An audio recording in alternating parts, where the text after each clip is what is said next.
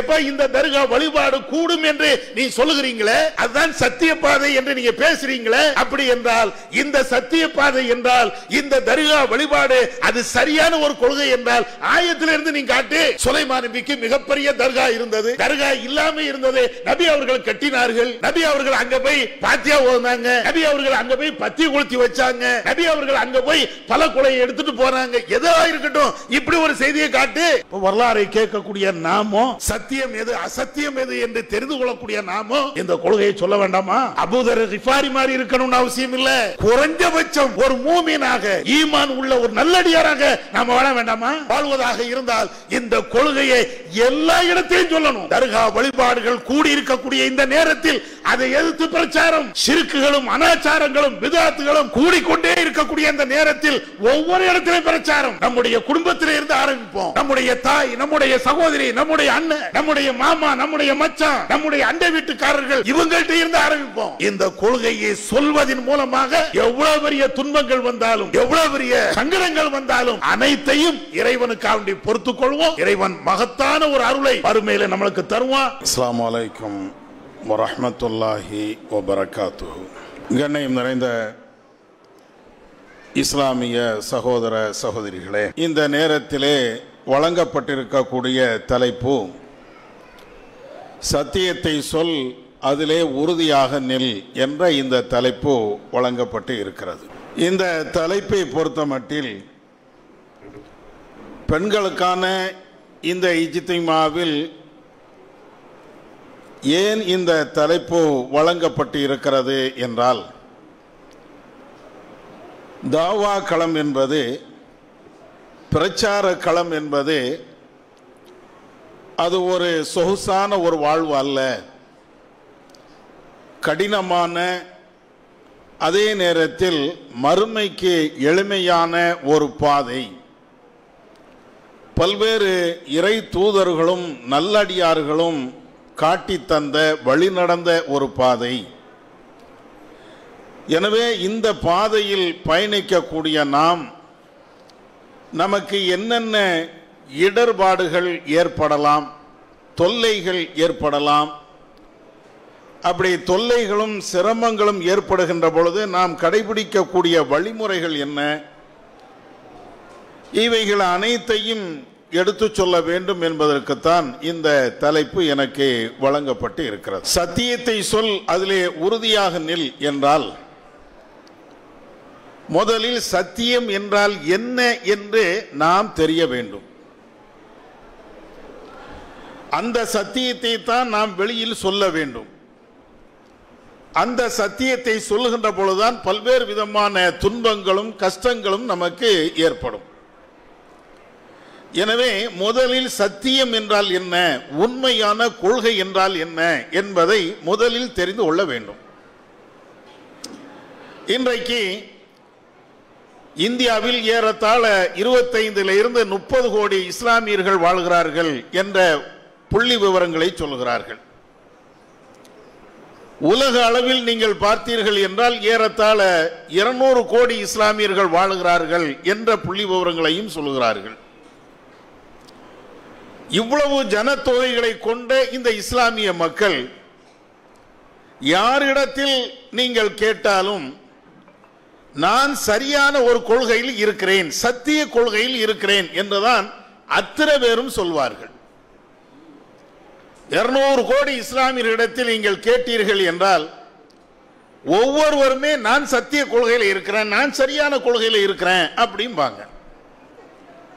ஆனால் ஒவ்வொரு குரூப்பையும் நீங்கள் பார்த்தீர்கள் என்றால் இவன் அவனை அடிப்பான், அவன் இவனை அடிப்பான். இந்தியாவை தாண்டி வெளி நாடுகளிலே நீங்கள் சென்று பார்த்தீர்கள் என்றால் மிக கடுமையான சண்டைகளும் கொலைகளும் நடக்கக்கூடிய காட்சிகள். ஷியா என்ற ஒரு பிரிவு இருப்பார்கள், சன்னி என்று இன்னொரு பிரிவு இருப்பார்கள். இவர்களுக்கு மத்தியிலே சண்டை. அல்லது வேற வேற கொள்கையை சார்ந்த இஸ்லாமியர்கள் இருப்பார்கள், மாறி மாறி அவர்களுக்குள்ளே சண்டை. இப்படி ஏராளமான சண்டைகள். ஒரே கொள்கையை சார்ந்தவர்கள், ஒரு நாங்கள் அத்தனை பேர்களுமே சத்தியத்தில் இருக்கிறோம் என்று பேசக்கூடியவர்கள், இவர் அவரை கொலை செய்கிறார், அவர் இவரை கொலை செய்கிறார். இந்த காட்சிகளை இன்றைக்கும் நீங்கள் பார்க்கலாம். நீங்க உலகளாவிய ஆய்வு கூட தேவையில்லை. இந்தியாவில் நாம் வசிக்கக்கூடிய பகுதிகளை நீங்கள் பாருங்கள். சில இடங்கள்ல ஹனஃபி பள்ளி அப்படின்னு ஒரு பள்ளியை வச்சிருப்பாங்க, ஷாஃபி பள்ளி அப்படின்னு ஒன்னு வச்சிருப்பாங்க. ஹனஃபி ஷாஃபி ரெண்டு பிரிவு. இந்த பள்ளியில போய் அவர் தொழ மாட்டாரு, அந்த பள்ளியை சார்ந்தவர் இங்க தொழ மாட்டாரு. எங்க ஊர்ல தென்காசியில எப்படி இருக்கும் என்றால், இது ஷாஃபி பள்ளி, இந்த ஒரு செவர் தான். இது ஹனஃபி பள்ளி, ஒரு செவர் தான் இருக்கும். இந்த சைடு ஷாஃபி, இந்த சைடு ஹனஃபி. ஏன்பா ஒரு செவர்ல என்ன பெரிய வித்தியாசம் வந்து போச்சு? இங்க ஒரு பள்ளி இருக்குது, 4 தெரு தள்ளி இன்னொரு பள்ளி இருக்கிறது, அல்ல இன்னொரு 4 தெரு தள்ளி அந்த சைடு ஒரு பள்ளி இருக்கிறது அப்படின்னு என்று சொன்னால் அங்கங்க வாழக்கூடிய மக்கள் அந்த பள்ளியில போய் தொழலாம். ஒரே தெரு, ஒரே பகுதி, ஒரே ஏரியா, ரொம்ப தூரமான ஏரியா இல்ல. இதுவும் பள்ளி, இதுவும் பள்ளி, மத்தியில் ஒரு செவர் மட்டும்தான் இருக்கும், 3/4 அடி செவர். அங்கேயும் வாங்க சொல்லுவாங்க, இங்கேயும் வாங்க சொல்லுவாங்க. ஏன் இந்த வேறுபாடு? இவர் ஷாஃபி, அவர் ஹனஃபி. நாங்க ஷாஃபியின் அடிப்படையில் இங்கே வணங்குவோம், அவர் ஹனஃபியின் அடிப்படையில் அங்க வணங்குவார். இருக்கா? எல்லா இடத்திலையும் இது போன்ற வேறுபாடுகள், கொள்கை ரீதியான முரண்பாடுகள் இவ்வளவு இருக்கா? இவங்கள்ட்ட நீங்க கேட்டு பார்த்தீர்கள் என்றால், இல்ல நாங்க தான் சத்தியவாதிம்பாங்க. இவங்கள்ட்ட கேட்டீங்கன்னா நாங்க தான் சத்தியவாதிகள். மாறி மாறி ரெண்டு பேருமே நாங்க சரியான கொள்கையில இருக்கிறோம் அப்படின்னு பேசுவாங்க. இது எல்லாவற்றையும் தாண்டி சில பேர் தர்கா வழிபாடு கூடும்பாங்க, சில பேர் தர்கா வழிபாடு கூடாது அப்படிம்பாங்க.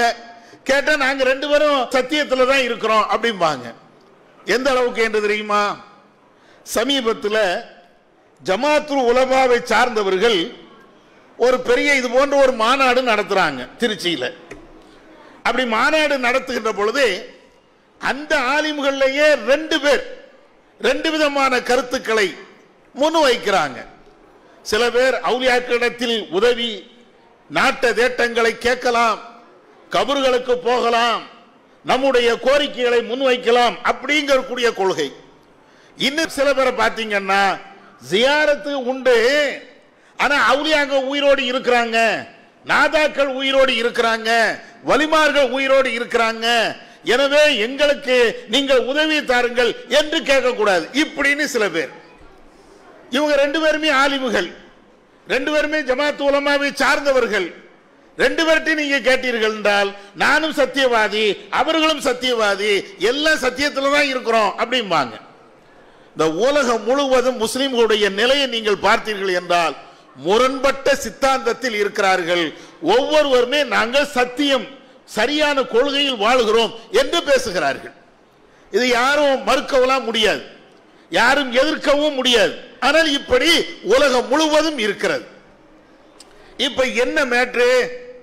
உலகத்தில் இருக்கக்கூடிய அனைத்து முஸ்லிம்களும் ஏதோ ஒரு விதத்தில் முரண்பட்டு இருந்தாலும், கொள்கை ரீதியாக எதிரிகளாக இருந்தாலும், அத்தனை பேரும் சத்தியம், நான் இருக்கிறதா சத்தியம், நான் இருக்கிறதா சத்தியம் அப்படின்னா அப்ப எது சத்தியம் அது முதல்ல தெரியணுமா இல்லையா? எது உண்மையான கொள்கை, எது சரியான ஒரு கொள்கை, இதை எப்படி கண்டுபிடிக்கிறது? ஒரு ஆள் வராரு, மௌலிது ஓதுவது கூடும் அப்படிங்கிறாரு. இன்னொரு ஆள் வராரு, மௌலிது ஓதுவது கூடவே கூடாது அப்படிங்கிறாரு. மதுஹப் இமாமை பின்பற்றணும்னு ஒரு ஆள் சொல்றாரு, இல்ல இல்ல பின்பற்றா நீ நரகத்துக்கு போயிருவடா அப்படிங்கிறாரு. முரண்பாடு, ரெண்டும் நேரு முரண்பாடு. இது எப்படி நீங்க சரியான கொள்கை, சத்திய கொள்கை அப்படின்னு எப்படி நீங்க விளங்கிடுவீங்க? நம்ம என்ன 7 வருடங்கள் மதரசாக்கள படிச்ச ஆலிம்களா? குர்ஆன் ஓத தெரிஞ்சிருக்கும், 1-2 சட்டங்களை தமிழ்ல படிச்சு தெரிஞ்சிருப்போம், அல்ல இது போன்ற பயான்களை எங்கேயாவது கேட்டால் 4 விஷயங்களை தெரிஞ்சிருப்போம், அவ்வளவுதான். அப்ப இவ்வளவு குழப்பங்கள் இருக்கிறத கண்டுபிடிக்கிறது எப்படி? இதுதான் பெரிய விஷயமே. முதல்ல இந்த சத்தியத்தை கண்டுபிடிக்கிறதுக்கு இஸ்லாம் அழகான ஒரு வழியை, எளிமையான ஒரு வழியை, படித்தவனும் பாமரனும் தெரிந்து கொள்ளக்கூடிய அற்புதமான ஒரு வழியை இஸ்லாம் சொல்லித் தருகிறது. ரொம்ப லேசான வழி. நீங்க பெரிய ஸ்கூல்ல போய் கல்லூரியில் போய் படிச்சு பட்டம் வாங்கித்தான் இந்த ஆய்வை செய்யணும் அப்படிங்கிறது கிடையாது. ஆலிமாவாக இருந்தா தான் இதை கண்டுபிடிக்க முடியும் அப்படிங்கிறதும் கிடையாது. ரொம்ப லேசு, ரொம்ப எளிமையான ஒன்று.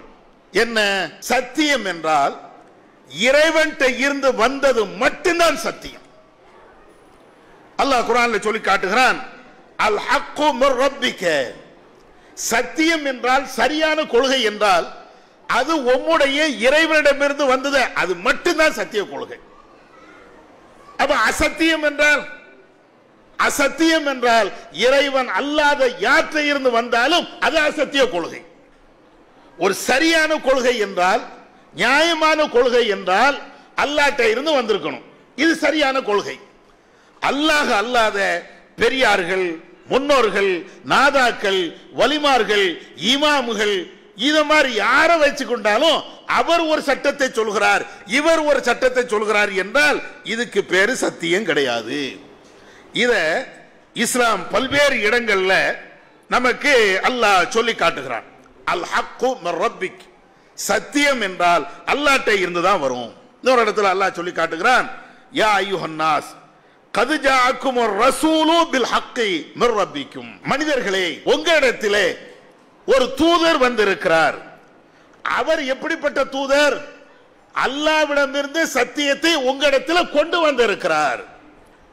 சத்தியம் என்பது அல்லாஹ்ட்ட இருந்து தான் வரும். அசத்தியம் என்பது யார்கிட்ட இருந்தாலும் வரலாம். அதே நேரத்தில் இந்த முகமது நபி இருக்கிறாங்களே, அவங்க அல்லாஹ்ட்ட இருந்துதான் சரியான சத்திய கொள்கையை உங்களிடத்தில் கொண்டு வராங்க இப்படின்னு அல்லாஹ் இந்த வசனத்தில் சொல்லி காட்டுகிறான். அதே மாதிரி அசத்தியம் என்றால் என்ன? பொய்யான கொள்கை, போலியான கொள்கை அப்படின்னா என்ன? அல்லாஹ் சொல்லி காட்டுகிறான், ஃபதாலிகுமுல்லாஹு ரப்புக்கும் அல் ஹக். இதுதான் உங்களுடைய சத்தியத்தை சொல்லக்கூடிய இறைவன். ஃபமாதா பஅதல் ஹக்கி இல்லல் வலால். சத்தியத்திற்கு பின்னால் வழிகேடை தவிர வேற எதுவுமே இல்லை. உலகத்தில் மொத்த ரெண்டே ரெண்டு வழிதான். ஒன்னு சத்திய கொள்கை, இன்னொன்னு அசத்திய கொள்கை. ஒன்று சரியான கொள்கை, மற்ற அனைத்துமே பாத்திலான மோசமான அழிவுக்குள்ள கொள்கை. இந்த ரெண்டு தான் இருக்க முடியும். இந்த வசனத்தை மீண்டும் ஒரு முறை நீங்க திரும்ப திரும்ப படிச்சு பாருங்க. சத்தியத்தை கண்டுபிடிப்பதற்கும் அசத்தியத்தை கண்டுபிடிப்பதற்கும் இஸ்லாம் காட்டக்கூடிய மிக எளிமையான லேசான, ஒவ்வொருவரும் டக்குன்னு சொல்லிடலாம் இது சத்தியம் இது அசத்தியம் அப்படிங்கக்கூடிய விதத்தில் அவ்வளவு எளிமையாக அல்லாஹ் சொல்றான். சத்தியம் என்றால் அல்லாஹ்ட்ட இருந்து வரணும், அசத்தியம் என்றால் அல்லாஹ் அல்லாத, வஹி அல்லாத வேற எல்லாமே அசத்தியம் தான். முடிஞ்சு வச்சா? இதுதான் அடிப்படையான ஒரு விஷயம்.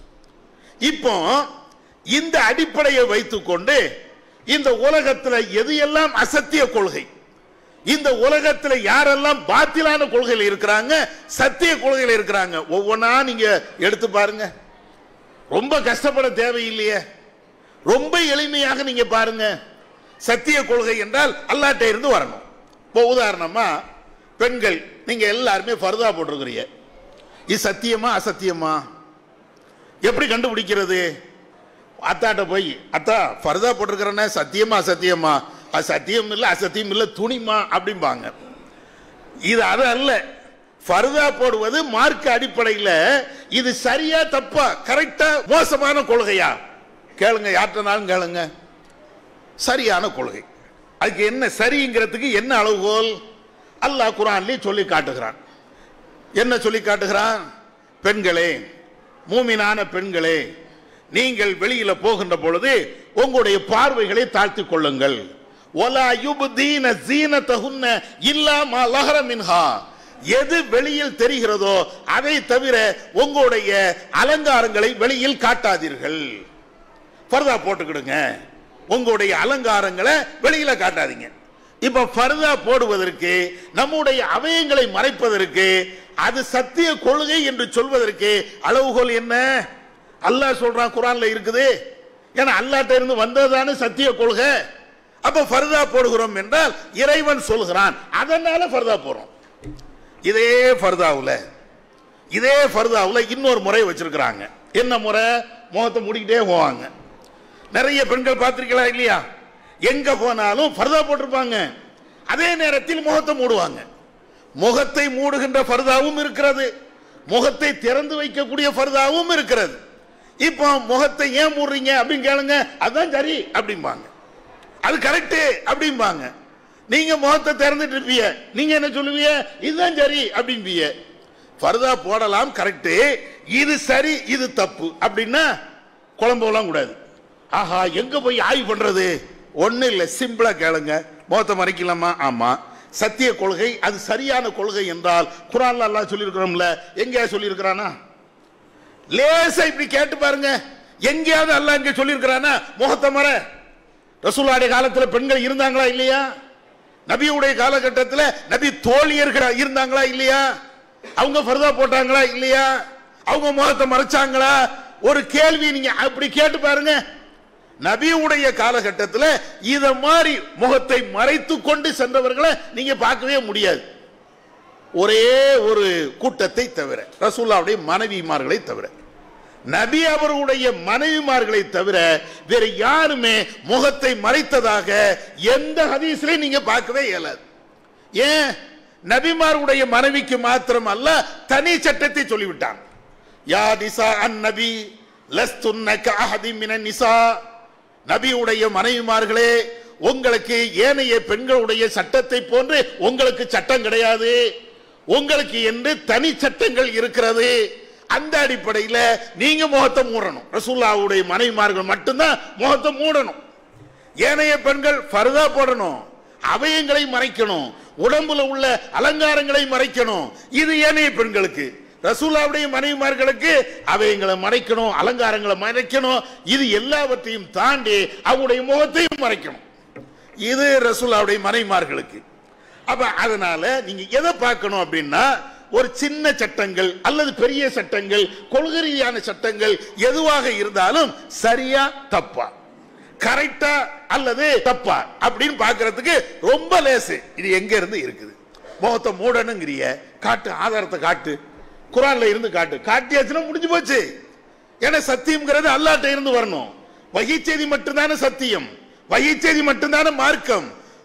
வஹீ செய்தி அல்லாத அவர்களுக்கு பின்னால உள்ள அனைத்தும் அது மார்க்கம் இல்லையே. அப்ப அதனால ரொம்ப சிம்பிள். இப்படி ஒவ்வொன்னா நீங்க எடுத்து பாருங்க, ஒவ்வொன்னா நீங்க எடுத்து பாருங்க.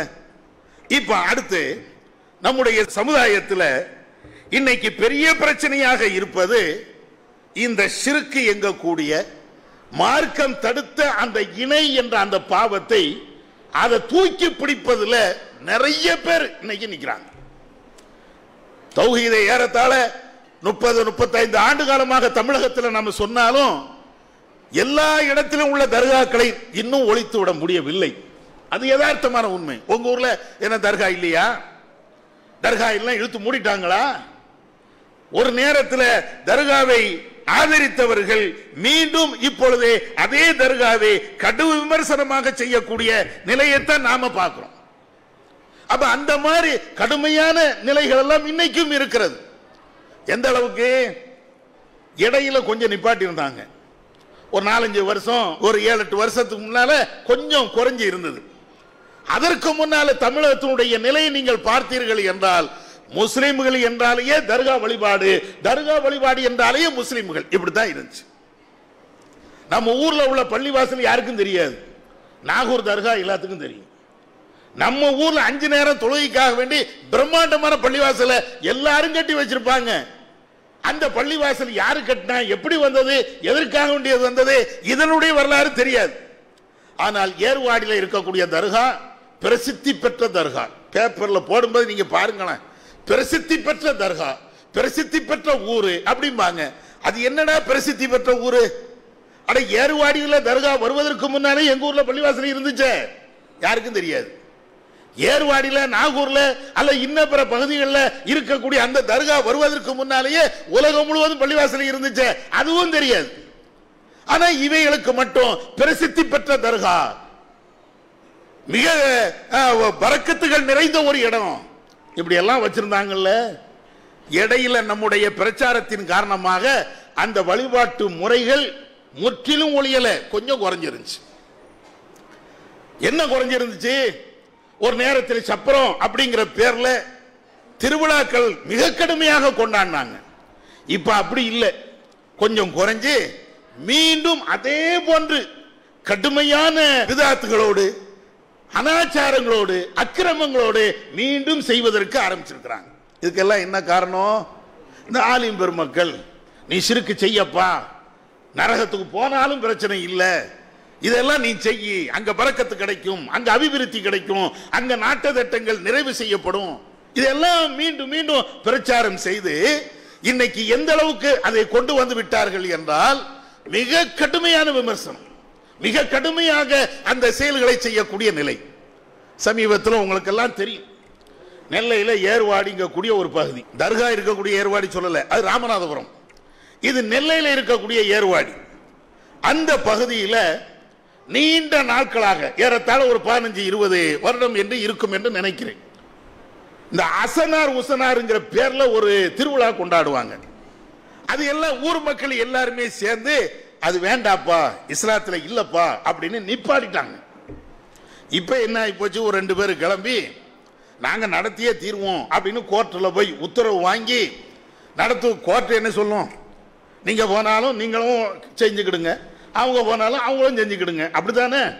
நம்ம நாட்டினுடைய தீர்ப்பு தான், எல்லாம் தெரியும் தானே எல்லாத்துக்கும். ஒரு பொம்பளையும் இன்னொரு பொம்பளையும் கல்யாணம் பண்ணிக்கலாமா, தாராளம் பண்ணிக்கிடுங்க அப்படிங்கும். இந்த சைடு ஒரு ஆம்பளை ஒரு பொம்பளையை கூட்டு வந்துட்டானப்பா, நீ பண்ணாத அப்படிங்கும். இதுதான் நம்ம நாட்டினுடைய தீர்ப்புகள், அப்படித்தானே போய்கிட்டு இருக்குது. ஒரு ஆம்பளை போவான், நான் இந்த ஆம்பளையோடு தான் சேர்ந்து வாழணும்னு நினைக்கிறேன், சரியா, நல்ல கல்யாணம் பண்ணிக்க அப்படிம்பாங்க. யார் போனாலும் அப்படித்தான் இருந்துட்டு இருக்குது. அப்ப தர்காவாதிகள் போனா மட்டும் நீ தர்கா வழிபாடு கூடாது அப்படின்னு அவர் சொல்ல போறாரு? அவர் என்ன அல்லாஹ்வுடைய தூதரா? சொல்லலாம் மாட்டாங்க. அப்புறம் என்ன, நீ தர்கா வழிபாடு நல்ல கொண்டாடு, நீ தர்கா கூடாதுங்கிறியா, நல்ல பிரச்சாரம் பண்ணிக்க, ரெண்டும். அப்ப இத மாதிரி அவங்க போய் கோர்ட்ல போய் தீர்ப்பு வாங்கியாச்சு அப்படின்னு சொன்னா இதுவரையும் இல்லாத அனாச்சாரங்கள், தண்ணி அடிச்சுக்கிட்டு அதே போன்ற மாலை வான வேடிக்கைகள், வெடி எல்லாம், கூட்டு கும்மாளம் என்னென்ன உண்டோ. நீங்க இன்ன பிற மதத்தவர்கள் திருவிழாக்கள் கொண்டாடும் போது என்னென்ன செய்வாங்களோ அனைத்தும், வெடியில இருந்து அதே போன்று சினிமா கூத்தாடிகளுடைய அந்த கூத்தாட்டங்கள்ல இருந்து மேலதாளங்கள்ல இருந்து என்னென்ன உண்டோ எல்லாத்தையும் தெருக்கல்ல இறக்கி நாங்கள் ஜெயிச்சிட்டோம்ல, நாங்க பயங்கரமா முன்னேறிட்டோம்ல, 20 வருஷமா தடைய நாங்கள் உடைத்து விட்டோம்ல, 20 வருஷமா தடைய உடைச்சு இன்னைக்கு சப்பரங்களையும் ஊர்வலங்களையும் அனாச்சாரத்தையும் நாங்க செய்யறோம்ல. இதுல ஆண்கள் பெண்கள் சிறார்கள் எல்லாருமே அதுல அவ்வளவு பேர் கலந்துக்கிட்டு எல்லாம் டாஸ் கூத்து கும்மாளம் தான். இதுல வேடிக்கை என்ன தெரியுமா, போலீஸ்காரங்க இதை அனுமதி கொடுத்துட்டாங்க. அனுமதி கொடுத்த பிறகு நம்ம ஜமாத்து நிர்வாகிட்டு வந்து நின்றுட்டு, பாய் நீங்க என்ன அதை தடுக்க போறீங்களாமே, கோர்ட் உத்தரவு வந்தாலும் தடுக்க போறீங்களாமே. நம்ம ஆட்கள் நாங்க ஏன் தடுக்க போறோம், பிரச்சாரம் பண்ணுவோம், தௌஹீதை எடுத்து பேசுவோம், அவ்வளவுதான். இதை தாண்டி அவங்க செய்கிறார்கள் என்றால் நாங்க ஏன் கையால ஏன் தடுக்கணும், வாயால தடுப்போம், பிரச்சாரம் பண்ணுவோம், அவ்வளவுதான். மற்றபடி அவங்க அநியாயம் பண்ணுகிறார்கள் அல்லது நியாயம் செய்கிறார்கள் என்றால் அவர்களுக்கும் அல்லாஹ்வுக்குள்ள மேட்ரு அப்படின்ட்டு நம்ம ஆட்கள் ஒதுங்கிட்டாங்க. இதுல என்ன விஷயம் என்றால், ஊர் மக்கள் அத்தனை பேர்களுமே சேர்ந்து ஒரு நேரத்தில் இது தவறு என்று அதை தடுத்தவர்கள் இன்றைக்கு அவர்களால் தடுக்க முடியாத ஒரு சூழல் ஏற்பட்டு இவ்வளவு பெரிய அனாச்சாரங்கள் அங்கே நடக்கிறது. இது அங்க மட்டும் இல்லை, ஒவ்வொரு இடத்திலையும் நீங்க பாருங்க. அதுக்கு எந்த அளவுக்கு இப்பொழுது மௌசை கூட்டி இருக்கிறார்கள் என்றால், சமீபத்தில் உங்களுக்கு தெரியும் நாகூர் தர்கா, நாகூர் தர்காவுக்கு என்னைக்காவது கவர்னர் வந்திருக்கிறாரா, மினிஸ்டர்கள் யாராவது வந்திருக்காங்களா? முஸ்லீம் பேர் தாங்கி மினிஸ்டர்கள் சில பேர் இருப்பாங்கல்ல, அவங்க தான் வந்துட்டு போவாங்க, வந்த இடமும் போற இடமும் தெரியாது. இப்ப யார் வாரா, தமிழக கவர்னரே வாராரு. எதுக்கு? நம்ம என்ன நினைக்கிறோம்னா, ஓஹோ முஸ்லீம்கள் மேல பெரிய பக்தி அப்படின்னு. அதெல்லாம் ஒண்ணும் கிடையாது. எதுக்கு? நீ இவ்வளவு நாளா கொடி ஊர்வலம் அல்லது இந்த தர்கா அனாச்சாரங்கள் விட்டுக்கிட்டு இருந்த நீ செய்யி, ஆதரவளிக்கிறதுக்காக. இப்படி 4 விஐபிகள் வருகிறார்கள் என்றால், விஐபிகள் வந்த அந்த இடத்தை உலகம் முழுவதும் இருக்கக்கூடிய மீடியாக்கள் அதை அப்படியே வீடியோக்களாக எடுத்து செய்திகளாக ஆக்கி எல்லாத்துக்கும் பரப்புறாங்க. ஏன்? ஒரு நேரத்தில் நாகூர் தர்காவுடைய மவுசு குறைஞ்சிடுச்சு. இன்னைக்கு கவர்னர் வருகிறார்கள், மிக முக்கிய பிரமுகர்கள் வருகிறார்கள், சினிமா நடிகைகள் வருகிறார்கள், அரசியல் தலைவர்கள் வருகிறார்கள். பாத்தீங்களா எவ்வளவு மவுசு கூடிடுச்சு பாத்தீங்களா? நீனும் வாடா, பஜாத்துக்காரன் பேச்ச கேட்டுட்டு நீ தர்காவுக்கு போகாம இருந்துடாடா. இதுக்கு தான் எல்லா மீடியாக்களும் சேர்ந்து இந்த தர்காவினுடைய அனாச்சாரங்களை அரசாங்கமே முன்னின்று இந்த அனாச்சாரத்தின் செய். பாவம் அரசாங்கம் என்ன செய்யும்? ஒரு பக்கம் குடிக்காத அப்படின்னு சொல்லும், இன்னொரு பக்கம் குடிக்கிறதுக்கு எல்லா வசதியும் பண்ணி கொடுக்கும், இன்னொரு பக்கம் குடிச்சிட்டு செத்தன்னு வச்சுக்க உனக்கு 10 லட்சம் ரூபாயும் தருவேன் அப்படிங்கும். இதுதானே நம்முடைய அரசாங்கம். 10 லட்சம் ரூபாயும் கொடுக்குது, குடிக்காதுன்னு சொல்லுது, குடின்னு சொல்லுது. என்னடா சட்டம், என்ன சட்டம்னு பாருங்க. நம்ம நாடு எங்க போய்கிட்டு இருக்குன்னு நீங்க பாருங்களேன். சரி போட்டு இதே மாதிரிதான் தர்கா கூடாதுன்னு சொல்றியா கூடாதுன்னு வச்சுக்க, கூடுன்னு சொல்றியா கூடுன்னு வச்சுக்க, எதனாலும் செஞ்சுட்டு போ அப்படிங்கிற நிலையில தான் அரசாங்கம் போயிட்டு இருக்குது. சரி, இப்ப இவ்வளவு அனாச்சாரங்கள் பெருகுவதற்கு இந்த மீடியாக்கள் அவர்கள் செய்யக்கூடிய அந்த பிரச்சாரங்கள் இது ஒரு காரணம். இவைகள் அல்லாம நம்முடைய ஆலிம்கள் இருக்கிறாங்களா இல்லையா, அவங்களை இப்ப ஒவ்வொரு இடமா இறங்கி இளைஞர்கள் இளம் பெண்கள் அத்தனை பேர்களுக்கும் அவங்க பேசுகின்ற அந்த பேச்சுக்கள் எல்லாத்தையும் நீங்க பாருங்க. அவுலியாக்கள், மகான்கள், பெரியார்கள், நாதாக்கள், அவங்கள்ட்ட போய் கேளுங்க, மண்டியிடுங்க. அவங்கள்ட்ட போய் நீங்க உதவி தேடினால் அந்த உதவிகள் உங்களுக்கு கிடைக்கும். இத மாதிரி எல்லா பிரச்சாரத்தையும் நீங்க நம்ம தான் பிரச்சாரத்தை குறைச்சிட்டோம். அவருடைய பிரச்சாரம் விண்ணை முட்டுகிறது. அனாச்சாரங்களை வளர்க்கிறதுல அவ்வளவு உறுதியாக அவ்வளவு தெளிவாக ஒவ்வொரு இடமா போய் பேசிட்டே வராங்க. அதுலதான் இப்ப சமீபத்தில் இந்த ஷிர்கை ஆதரிச்சு அந்த உலமா சபையினுடைய தலைவர் அவர் பேசுகிறார். ஷிர்க்னா என்னன்னு தெரியுதா? அனாச்சாரம், அதாவது இணை வைப்பு அப்படின்னா என்னன்னு தெரியுதா? பேசுறாரு. என்னப்பா இணை வைப்பு? இணை வைப்புனா என்ன தெரியுமா? நீ 2 அல்லான்னு வச்சாதான் இணை வைப்பு. அல்லாஹ் ஒருத்தன் இருக்கிறான், இன்னொரு அல்லாஹ் இருக்கிறான் அப்படின்னு வச்சார் இணை வைப்பு. அல்லாஹ் ஒருத்தன் இருக்கிறான், நீனும் அல்லாஹ், அவரும் அல்லாஹ், இவரும் அல்லாஹ் இப்படின்னு சொன்னாதான் இணை வைப்பு. அப்போ அப்ப மற்றதெல்லாம் இணை வைப்பே கிடையாது. அல்லாஹ்வுடைய ஆற்றல் ஒரு மனிதனுக்கு இருக்கிறது, அது இணை வைப்பு கிடையாது. பெரிய பெரிய நல்லடியார்கள், பெரிய பெரிய நாதாக்கள், வலிமார்கள் அத்தனை பேரும் இறைவனுடைய அருளை பெற்று இறைவனுடைய அனுமதியை பெற்று பெரிய மோஜிசாத்துகளை கராமத்துகளை அவங்க செய்வாங்க. இதை நம்புவதெல்லாம் சிறுக்கு கிடையாது, இணை வைப்பு கிடையாது. 2 அல்லான்னு சொன்னா மட்டும்தான் இணை வைப்பு இப்படின்னு அவர் பேசுகிறார். இதெல்லாம் எதுக்கு உங்களுடைய சிந்தனைக்கு நான் கொண்டு வருகிறேன் என்றால், இந்த சிறுக்கை வளர்ப்பதில் அரசாங்கம் ஒரு பக்கம், மீடியாக்கள் ஒரு பக்கம், ஆலிம்கள் ஒரு பக்கம், இப்படின்னு சொல்லி எல்லா விதத்திலையும் சிறுக்கை வளர்ப்பதில் எல்லாரும் அவங்க பங்களிப்பை செய்யறாங்க. இப்ப என்ன விஷயம்? இது சத்தியமா அசத்தியமா? தர்கா வழிபாடு என்பது சத்தியம் என்றால் அதுல நாமளும் கலந்து கொள்ளலாம், அதை நாமளும் ஆதரிக்கலாம். அவர்கள் எதை சரி என்று காண்கிறார்களோ அந்த சரியான கொள்கையில நாமளும் பயணிக்கலாம், தப்பே கிடையாது. இப்ப கேட்கிறது எதை கேட்கணும்? தர்கா வழிபாடு போகலாம், அது கூடும். நம்முடைய நாட்டு தேட்டங்களை அங்கு அடக்கம் செய்யப்பட்டிருக்கக்கூடிய நல்லடியார்கள் நிறைவேற்றுவார்கள். தாயத்து போடலாம், அது நம்முடைய நோய்களுக்கு நிவாரணமாக அமையும். இது மாதிரி எந்த சிறுக்கா இருக்கட்டும், அது சரி என்றால் நாம தான் போயிருக்கலாமே. இப்ப இது எதுல சத்தியம் எது அசத்தியம்? இவங்க சொல்றதெல்லாம் சத்தியம் ஆயிருமா? ஒன்ன கேளுங்க. தர்கா வழிபாடு கூடும் என்றால், சப்பரை எடுக்கிறது கூடும் என்றால், உருவசை எடுப்பது கூடும் என்றால், அங்க போய் சாம்பிராணி பத்தி எல்லாம் போட்டு பாத்தியா ஓதுவது கூடும் என்றால், நேர்த்தி கடனை நிறைவேற்றுவது அது எல்லாம் கூடும் என்றால், ஒன்னு சொல்லுங்கப்பா, இதுக்கு ஆயத்தை காட்டுங்க.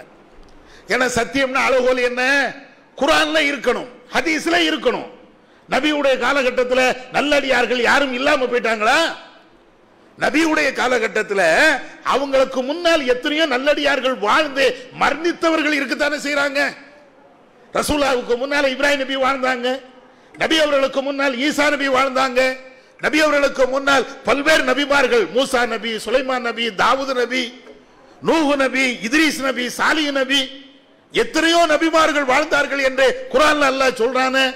அந்த நபிமார்களுக்கெல்லாம் ஒரு தர்காவை கட்டி அந்த தர்காவில போய் நபி அவர்கள் சந்தனம், உருசு அல்லது சப்பரம் இதை எடுத்தாங்களா? வஹீல அது இருக்கிறதா? சத்திய கொள்கையில் அது இருக்கிறதா? நீ கேளுங்க. தாய்மார்கள் நீங்க தான் இதுல தைரியமா நின்னு கேட்கணும். எந்த ஆளின் பேசினாலும் நீங்க கேட்கணும்.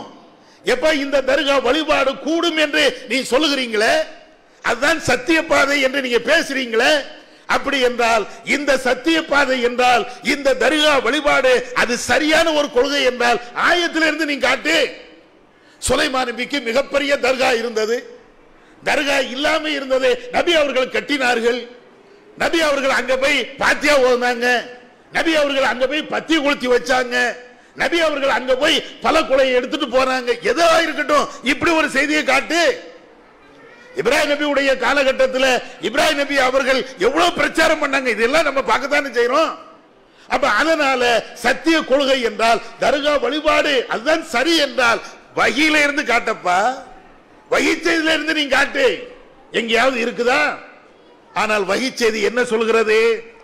நபிகள் நாயகம் ஸல்லல்லாஹு அலைஹி வஸல்லம் அவர்கள் நஹா ரசூலுல்லாஹி ஸல்லல்லாஹு அலைஹி வஸல்லம் ஐயு ஜஸ்ஸல் குபூர், மண்ணறைகள் பூசப்படுவதை நபி அவர்கள் தடை செய்தார்கள். கபருக்கு தரைக்கு மேல், தரை மட்டத்திற்கு மேல் இருக்கக்கூடிய கபறுகளை தரை மட்டமாக ஆக்க வேண்டும் என்று தன்னுடைய மருமகனார் அலி ரலியல்லாஹு அன்ஹு அவர்களுக்கு நபி அவர்கள் உத்தரவிட்டார்கள். இது எல்லாம் வஹீல இருக்கிறது. கபரை உயர்த்திராத, கபரை கெட்டாத, கபரை பூசாத, கபரு மேல அமராத, கபருக்கு என்று விழாக்கள் நீ எடுக்காத, இது எல்லாம் சத்திய கொள்கையில இருக்கிறது. நபிகள் நாயகம் ஸல்லல்லாஹு அலைஹி வஸல்லம் அவர்கள் மரண தருவாயில இருக்கின்ற பொழுது அவங்க கேட்ட துஆக்கள்ல ஒரு துஆ என்ன? லா தஜஅல் கப்ரி வஸரன் யுபத், யா அல்லாஹ் என்னுடைய மண்ணறையை, என்னுடைய கபரை, நான் அடக்கம் செய்யப்பட்டதற்கு பின்னால் என்னுடைய கபரை திருவிழாக்கள் கொண்டாடக்கூடிய இடமாக நீ ஆக்கிறாத. யார் கேட்டது? நபிகள் நாயகம் ஸல்லல்லாஹு அலைஹி வஸல்லம் அவங்க கேட்டாங்க. அவுலியாக்களுக்கெல்லாம் மகா பெரிய அவுலியா ரசூலுல்லாஹ், மகான்கள்லாம் மிகப்பெரிய மகான் ரசூலுல்லாஹ், முன்பின் பாவங்கள் மன்னிக்கப்பட்ட அல்லாஹ்வுடைய தூதர். ஒரு திருவிழா கொண்டாட வேண்டும் என்றால், ஒரு உருசு எடுக்க வேண்டும் என்றால் அல்லாஹ்வுடைய ரசூலுக்கு எடுக்கலாம். அந்த அல்லாஹ்வுடைய ரசூல் அவங்க கடைசியில அவங்க சொல்லிட்டு போனது, என்னுடைய கபரை, என்னுடைய மண்ணறையை நீங்கள் விழாக்கள் கொண்டாடக்கூடிய, உருசுகள் கொண்டாடக்கூடிய இடமாக ஆக்காதீங்க. இதுதான வஹீல இருக்கிறது, இதுதான சத்திய கொள்கையில இருக்கிறது. அப்ப இதுக்கு நேர் மாற்றமாக இன்னைக்கு உருசு எடுக்கலாம், கந்தூரி எடுக்கலாம், அங்க போய் முத்தமிடலாம், சஜதா செய்யலாம், நம்முடைய தேவைகளை அவங்கள்ட்ட கேட்கலாம், என்னென்ன அனாச்சாரங்கள் உண்டோ எல்லாம். சரி, ஒண்ணும் வேண்டாங்க, தர்காக்கு போறான், தர்காக்கு போகாம இருக்கிறான், அது ஒரு பக்கம் இருக்கட்டும், அது மார்க்கத்தில் தடை செய்யப்பட்ட ஒன்று இருக்கட்டும். இந்த கூத்து அடிக்கிறாங்களே, கும்மாளம் அடிக்கிறாங்களே, இசை மேளம் கச்சேரிகள் என்ற அனைத்தையும் செய்கிறாங்களே, இது எந்த சத்தியத்தில் உண்டு? எந்த வஹீ செய்தியில உண்டு? நீங்க இதையாவது கேட்கலாமா இல்லையா? எப்ப தர்காக்கு போறது வர்றது தனியா இருக்கட்டும், தர்காவுடைய உருசு என்று சொல்லப்படுகின்ற அந்த திருவிழாக்கள்ல இந்த சப்பரத்தை தூக்கிட்டு வாரியல, அதுவும் பயங்கரமா இந்த சப்பரம் வருகிறது, இந்த இது அது வருது, ரெண்டு பேரும் சந்திக்க போறாங்க. ரெண்டு என்ன? சில அட்டைகள்னால, சில குச்சிகள்னால, கலர் பேப்பர்னால செய்யப்பட்ட பொருள், அதான சப்பரம். சப்பரம் சொல்றாங்கல்லங்க, அது என்னது? அது என்னது? அது சில குச்சி இருக்கும், கலர் பேப்பர் இருக்கும், ஜிகனா போன்ற பொருட்கள் இருக்கும், வித்தியாசமான பொருட்களை வச்சுக்கிட்டு ஒன்ன செஞ்சு வச்சிருப்பாங்க. அதை பார்த்த உடனே பரவசம், இறைவனே நேரடியா வந்த மாதிரி வந்துடுச்சு வந்துடுச்சு. எதுடா வந்துடுச்சு? ஒரு பேப்பரை எடுத்து சுத்தி, அது கலர் பேப்பர்னா பார்க்கறதுக்கு கொஞ்சம் வித்தியாசமா தான் இருக்கும். கலர் பேப்பர் பார்த்து கொஞ்சம் அந்த மஞ்சள், பச்சை, சிவப்பு இது மாதிரி அந்த கலர்ல வந்து ஒட்டியாச்சுன்னா பயங்கரமா பார்க்கறதுக்கு கவர்ச்சியா இருக்கும். இதை பார்த்த உடனே ஆண்களும் பெண்களும் என்னமோ இறைவனை பார்த்த மாதிரி வந்தாச்சு வந்தாச்சு வந்தாச்சு. என்ன வந்துச்சு? சரி, இப்படி எல்லாம் கொண்டாடுவதற்கு என்ன வஹீல சத்தியத்துல எங்கே இருக்கிறது? அதான் கேளுங்க, ஒவ்வொரு தாய்மாரும் கேளுங்க. ஒவ்வொரு வீடாக ஏறி கேளுங்கள். தர்காவை நீங்க ஆதரிங்க அல்லது எதிருங்க, அது தனி விஷயம், அதுவும் மார்க்கத்தில் இல்ல. ஆனா இந்த அனாச்சாரங்களை செய்யறாங்களே, இந்த கொட்டு நபியுடைய காலத்தில் உண்டா? இந்த கேரளாவில் இருந்து அதுக்குன்னு செண்டை மேளம் வாங்க. கேரளாவில் இருந்து செண்டை, அது என்ன தெரியுமில்ல, நம்ம ஊர்ல உள்ள கோயில் கொட்டுங்கிறது தனியா இருக்கும், டம்மு டம்மு டம்முன்னு அடிப்பாங்க, அது வேற. இப்படி சைடுல அடிக்கிறது. செண்டை மேளம்னா என்ன? அது இப்படி நிப்பாட்டி வச்சிருப்பாங்க, இடுப்புல கெட்டிக்கிட்டு இப்படியே அடிக்கிறது. ஒரு நேரத்தில் நகரம் அடிச்சாங்களா இல்லையா பள்ளிவாசல்ல, அதே மாதிரி இப்படியே அடிக்கிறது. அது ஒரு மியூசிக், அது ஒரு இது. அப்ப இது எந்த ரசூலா சொன்னாங்க? சுன்ன ஜமாத்தை சார்ந்த எல்லா ஆலிம்களும் ஒட்டுமொத்தமா சொல்றது இசை கூடாது. எல்லாரும் சொல்றீங்கல்ல இசை கூடாது, அது ஹராமு, ரசூலா தடுத்தது, அதனாலதானே சினிமா பாட்டு கூடாதுங்கிறீங்க. எல்லா ஆலிம்களும் அதை கரெக்டா சொல்றீங்களா இல்லையா? மியூசிக் கூடாது, இசை கூடாது அப்படின்னு சொல்லிக்கிட்டு இதே தர்கா வழிபாட்டில் இவ்வளவு இசையும் கொண்டு வந்திருக்கிறீங்களே. சரி, அந்த இசையும் தாண்டி அங்க உள்ள நிலையை நீங்க பார்த்தீர்கள் என்ன? சினிமாவில் அது லேட்டஸ்ட் பாடல், அது தப்பாங்குத்து பாடல், குத்து பாட்டுன்னு ஒன்னு சொல்லுவாங்க, அசிங்க பிடிச்ச பாட்டுகள். அந்த பாட்டை பாடித்தான் அவ்வளவு ஆட்டமும் நடக்கிறது. அந்த வீடியோக்கெல்லாம் நீங்க பாருங்களேன். நம்முடைய இளைஞர்களுடைய நிலையை அப்படியே பார்த்த கண்ணீர் வடிக்க வேண்டி இருக்கிறது. படிக்க வேண்டியவன், டாக்டர் ஆக வேண்டியவன், இன்ஜினியர் ஆக வேண்டியவன், இந்த சமுதாயத்தினுடைய எதிர்கால தூணாக இருக்க வேண்டியவன் தண்ணியை போட்டுக்கிட்டு அப்படியே இன்ன பிற சமுதாயத்தவர்கள் ஆடின மாதிரி அப்படியே ஆடுதான். என்னப்பா எங்க கொண்டு போயிட்டாங்க இந்த ஆட்டம், இந்த பாட்டம், இந்த குத்தாட்டம்? இவைகளுக்கெல்லாம் இதுதான் சத்தியமா? இதுதான் சரியான கொள்கையா? இதுதான் அல்லாஹ் சொல்லி தந்ததா? இப்படி குத்தாட்டம் போட வேண்டும் என்று இறைவன் நமக்கு பாடுங்க சொல்லி தந்திருக்கிறானா? சொல்லுங்க பாப்போம். எங்க இது ஏன் கேட்க கூடாது? இதைத்தானே நம்ம 20-30 வருஷமா இதே பிரச்சாரம் தானே. திரும்பவும் கேட்போம், ஒவ்வொரு ஆட்களும் கேட்போம், இது சத்திய கொள்கையா அசத்திய கொள்கையா? இது எங்க இருந்து காப்பி அடிச்சீங்க? எல்லாத்தையும் நீங்க கேளுங்க. தர்கா வழிபாடு என்பது இன்றைக்கு தலையெல்லாம் தாண்டி எங்கேயோ கொண்டு சென்று கொண்டே இருக்கிறது. இன்ன பிற மக்கள் கோவில்ல திருவிழாக்களை எப்படி கொண்டாடுறாங்களோ அதை விட கூடுதலாக நாங்கள் இப்படித்தான் கொண்டாடுவோம். இப்பெல்லாம் கொண்டாடுவது என்பது வீம்புக்காக, நஜாத்துக்காரனை எதிர்க்கணும் என்பதற்காக, தௌஹீதுக்காரனை எதிர்க்கணும், அவன் கூடாதுன்னா நான் அதுக்கு மாற்றமா தான் செய்வேன் என்ற அடிப்படையில் செய்கிறார்களே தவிர இறைவனுக்காக, இறை தூதருக்காக, நாம இறந்ததற்கு பின்னால ஒரு வாழ்வு இருக்கிறது, மறுமை வாழ்வு இருக்கிறது, அதை பயப்படணும் என்பதற்காக இதை செய்யறது இல்லை. உண்மையிலேயே ஒரு கடுகளவு ஈமான் இருந்தால், அவங்களை நம்பக்கூடிய அந்த கொள்கையில உறுதியாக இருந்தால், இந்த தப்பாங்குத்து பாட்டுகளுக்கு, மியூசிக் இசைகளுக்கு, நடனமாடக்கூடிய இந்த கலாச்சாரத்தை ஒழிச்சு கட்டி இருப்பாங்க. அவங்க கொள்கையில கூட அவங்களுக்கு நம்பிக்கை இல்லை. அதனால இவ்வளவு அனாச்சாரங்களையும் செய்துகிட்டே இருக்கிறாங்க. இப்ப நம்ம கேட்க வேண்டியது, இது எப்படிப்பா சத்தியம்? இது எப்படி சத்தியம்? இது எப்படி சத்தியமான ஒரு கொள்கையா இருக்க முடியும்? இது எப்படி சரியான ஒரு கொள்கையா இருக்க முடியும்? ஒவ்வொரு ஆட்களும் கேட்கணும், ஒவ்வொரு வீட்லையும் கேளுங்க. உங்களுடைய சின்ன மாட்டை, உங்களுடைய பெரிய மாட்டை, உங்களுடைய அண்ணமார்கள்ட்ட, உங்களுடைய வட்டாரத்து பெண்கள்கிட்ட எல்லாத்தையும் கேளுங்க. இது எப்படி நீங்க ஆதரிக்கிறீங்க? தர்கா வழிபாடு கூடாது என்று இஸ்லாம் சொல்லுகிறது. அந்த வழிபாட்டில் இவ்வளவு அனாச்சாரம் நீங்க செய்றீங்க, இது எந்த மார்க்கம் அனுமதிச்சிருக்கு கேளுங்க. இதுதான் வேணும், இதுதான் மிக முக்கியமான ஒன்று. அப்ப அதனால இவைகள் அனைத்துமே நரகத்துக்கு அழைத்து செல்லக்கூடிய அசத்தியமான ஒரு பாதை. இதை தெரிந்து கொள்ளணும். ஏன்னா குர்ஆன்லயும் பல்வேறு இடங்கள்ல அல்லாஹ் அப்படியே சொல்லியும் காட்டுகிறான். அசத்திய கொள்கைங்கன்னா என்ன அப்படிங்கிறதையும் அல்லாஹ் குர்ஆன்ல பல்வேறு இடங்கள்ல நமக்கு சொல்லி காட்டுகிறான்.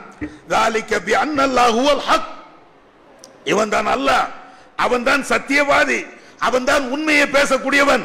وَأَنَّمَا يَدْعُونَ مِن دُونِهِ الْبَاطِلَ, அல்லாஹ் அன்றி யாரை நீங்கள் அழைத்து பிரார்த்தனை செய்கிறீர்களோ அவைகள் அனைத்தும் அசத்திய கொள்கை. குர்ஆன்ல சொல்ற, நான் சொல்லல. நீங்க அல்லாஹ்வை விட்டு விட்டு அவுலியாக்கள்கிட்ட போய் பிரார்த்தனை பண்ணீங்கல்ல, அவுலியாக்கள்கிட்ட போய் நாட்ட திட்டங்களை நீங்க கேட்கிறீங்கல்ல, அவுலியாக்கள்கிட்ட போய் உங்களுடைய கோரிக்கைகளை இறைவன்கிட்ட வைப்பது மாதிரி நீங்க போய் வைக்கிறீங்களா இல்லையா? இவைகள் அனைத்துமே பாத்தில், அசத்திய கொள்கை, மோசமான ஒரு கொள்கை, கேடுகட்ட கொள்கை, நரகத்திற்கு அழைத்து செல்லக்கூடிய ஒரு கொள்கை. இது குர்ஆன்ல அல்லாஹ் சொல்றான். அதனால இந்த தர்கா வழிபாடுகள், தாயத்து போன்ற சிறுக்கான காரியங்கள், இவைகள் அனைத்தும் மார்க்கத்தில் தடை செய்யப்பட்ட ஒன்று. இது மோசமான ஒரு கொள்கை. இது ஒண்ணு. அடுத்து இந்த சத்தியம் எது அசத்தியம் எது அப்படின்னு பிரிச்சு பார்க்கிறதுல சமூகத்தில் இருக்கக்கூடிய எல்லா விஷயத்தையும் நீங்க பாருங்க. திருமண விஷயமாக எவ்வளவு அனாச்சாரம் நடக்குது. இது எங்கேயாவது மார்க்கத்தில் உண்டா சொல்லுங்க பார்ப்போம். நீ அவங்கள்ட்ட கேளுங்க. எப்ப ஷாஃபி மதுஹப்னு பின்பற்றுத, ஹனஃபி மதுஹப்னு நீ பின்பற்றுத, மாலிகி எதனாலும் இருக்குன்னு போட்டோம். ஆனா திருமணத்தை இப்படித்தான் நடத்த வேண்டும் என்று உங்க மதுஹப் ஒரு சட்டத்தை சொல்லித்தானே இருக்குது. அந்த சட்டத்தின் அடிப்படையில் இருக்குதா? அந்த சட்டம் சொன்னதின் அடிப்படையில் இருக்குதா? இப்பதான் 1-2 பேரு கொஞ்சம் முழிச்சு பாக்குறாங்க. 1-2 ஜமாத்துகள்ல அது முழுமையா கூட முழிக்கல, லேசா அப்படி முழிச்சு பாக்குறாங்க. ஆனா ஒரு பக்கத்துல மயிலாடுதுறை மாவட்டத்தில் நீடூர்ல ஒரு ஜமாத்தின் சார்பில் ஒரு பெரிய தட்டி போட வச்சிருக்கிறாங்க. இப்பதான் கொஞ்சம், அது முழுமைன்னு சொல்ல இயலாது, கொஞ்சம் அப்படியே என்னடா இது நம்ம சமூகம் ரொம்ப மோசமான நிலைக்கு போகுதே, திருமணம் என்ற பேர்ல ரொம்ப அனாச்சாரத்தை பண்றாங்களே, நாம ஏதாவது கொஞ்சமாவது இதை கேட்கணுமே அப்படின்னு ஒரு கடுகளவு ஒரு சிந்தனை வந்திருக்கும் போல் தெரியுது. என்ன எழுதி வச்சிருக்கிறாங்க? ஜமாத்தார்களுக்கு திருமணம் நடத்துகின்ற பொழுது நீங்கள் கடைபிடிக்கக்கூடிய ஒழுங்குமுறைகள், ஜமாத்தார்கள் கல்யாணத்தில் என்னென்ன விதிமுறைகளை கடைபிடிக்கணும் அப்படின்னு எழுதி வச்சிருக்கிறாங்க. அதுல ஒண்ணு என்ன, திருமணத்தின் போது மாப்பிள்ளையினுடைய தோழர்கள் பைக்கில் ஹார்ன் அடிச்சு கொண்டு காதுகளை பிளக்கக்கூடிய சப்தத்தில் சல்லு புல்லுன்னு அப்படி போறது, இது எல்லாம் கூடாது. எங்க நடக்குது? இன்னபிற மதத்தவர்களுக்கு சொல்லல, நம்ம சமுதாயத்திற்கு இந்த ஜமாத்தார்கள் சொல்றாங்க. அப்படின்னா என்ன அர்த்தம்? இது எல்லாம் நடக்குது, அநியாயம் நடக்குது. திருமணம் என்ற பேரால இந்த இளைஞர்கள் பட்டாளங்கள் மாப்பிள்ளை தோழன் என்ற பேர்ல அவங்க பைக்ல பீ பீ பீ, எல்லாத்துக்கும் இறைச்சல், எல்லாத்துக்கும் சவுண்டு, எல்லாத்துக்கும் எரிச்சல் வருமா இல்லையா? அப்ப இது ஏன்டா சரி, இது தெருவுல ரோட்ல போனாலும் பிரச்சனை இல்லை.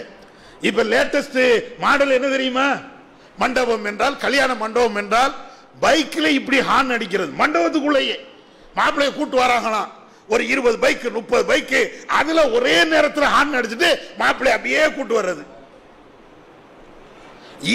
இதெல்லாம் பெரிய அநியாயமா தெரியுதப்பா அப்படின்னு சொல்லித்தான் இதெல்லாம் செய்யாதீங்க, இதெல்லாம் செய்யாதீங்க அப்படின்னு குறைஞ்ச அளவுக்கு. அதே மாதிரி மாப்பிள்ளை தோழர்கள், மாப்பிள்ளை தோழர் என்ற பேர்ல பெண் வீட்டில் போய் விருந்துங்கிற பேர்ல அவங்க செய்யக்கூடிய அநியாயங்கள் பயங்கரமா இருக்குது. நாகரிகமா எழுதியிருக்கிறாங்க. மார்க்கம் தடை செய்த பல்வேறு காரியங்களை அந்த இளைஞர்கள் செய்யறாங்க. அப்படின்னா என்ன அர்த்தம்? மாப்பிள்ளை தோழங்கிற பேர்ல மாப்பிள்ளைட்ட போய் எனக்கு காசு தா, திருமணத்துக்காண்டு காசு தா, பார்ட்டி வை, விருந்து வை அப்படின்னு கேட்கிறது. சரி சாப்பிட்டுட்டு போறேன் அப்படின்னு கொடுத்தா தண்ணியில இருந்து போதை என்னென்ன உண்டோ எல்லாம்.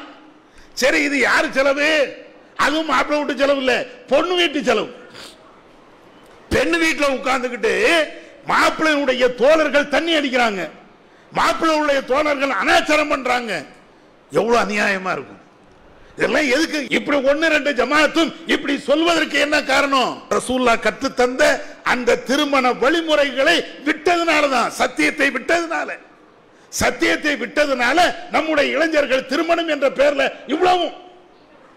இதுல இன்னொரு வேடிக்கை என்ன தெரியுமா? இந்த ஊர்ல நடந்தது, பண்டாரவடையில நடக்குது. பிரம்மாண்டமா பெண்கள் ஆண்கள் எல்லாரும் வராங்க. தௌஹீதை சொல்ல போறோம், குர்ஆன் ஹதீஸை சொல்ல போறோம், சொர்க்கத்துக்காண்டி நீங்க வாழுங்க, உலகத்துக்காண்டி வாழாதீங்க என்று மறுமை சிந்தனையை நாங்க சொல்ல போறோம். உங்க மண்டபத்தை தாங்கன்னா உங்களுக்கெல்லாம் மண்டபம் தர மாட்டோம். எதுக்கு? இதுக்கு இந்த மாதிரி நிகழ்ச்சிகளுக்கு மண்டபம்லாம் கிடையாது. பிறகு எதுக்குப்பா கொடுப்பீங்க? இந்த பிபி அடிக்கிறதுக்கு கொடுப்போம், கொட்டை அடிப்பதற்கு கொடுப்போம், செண்டா மேளங்களுக்கு கொடுப்போம், தண்ணி அடிப்பதற்கு கொடுப்போம், ஆணும் பெண்ணும் விரசமாக கலந்து செல்லக்கூடிய மிக மோசமான டான்ஸுக்கு, கும்பாட்டத்துக்கு, அதுக்கெல்லாம் கொடுப்போம். இது எல்லாம் தப்புன்னு சொல்றியா? உனக்கு மண்டபம் கிடையாது. உனக்கு எப்படி மண்டபம் தர முடியும்? இவைகள் எல்லாம் அநியாயம், இது எல்லாம் ஹராமும், இது எல்லாம் தப்பும், அதுக்கெல்லாம் மண்டபம் தர முடியாது. வேற எதுக்குப்பா கொடுப்ப? என்னென்ன அனாச்சாரம் உண்டோ செய்யி, நடக்கா. இதே ஊர்ல எந்த திருமண மண்டபத்தை தரமாட்டேன்னு சொன்னாங்களோ அந்த மண்டபத்தை நீங்க பாருங்க, ஒவ்வொரு வாரமும் நடக்குது. இதே மாதிரிதான். அதுல இன்னும் கொடுமை என்ன தெரியுமா? இவ்வளவு அநியாயம் நடக்கும்.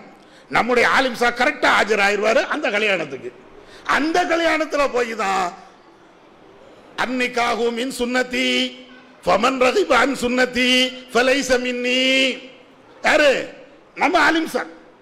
நம்ம ஆலிம் சார் தான் கூத்தடிக்கக்கூடிய, கும்மாளம் அடிக்கக்கூடிய, செண்ட மேளம் அடிக்கக்கூடிய அந்த திருமணத்தில் போய் நின்றுகிட்டு நபிகள் நாயகம் ஸல்லல்லாஹு அலைஹி வஸல்லம் அவர்கள் சொன்னார்கள், திருமணம் என்பது என்னுடைய வழிமுறை, என்னுடைய வழிமுறையை எவன் புறக்கணிக்கிறானோ அவன் என்னை சார்ந்தவன் அல்ல. அது தமிழ்ல பேசுனா நம்மளுக்கு தெரிஞ்சிடும்.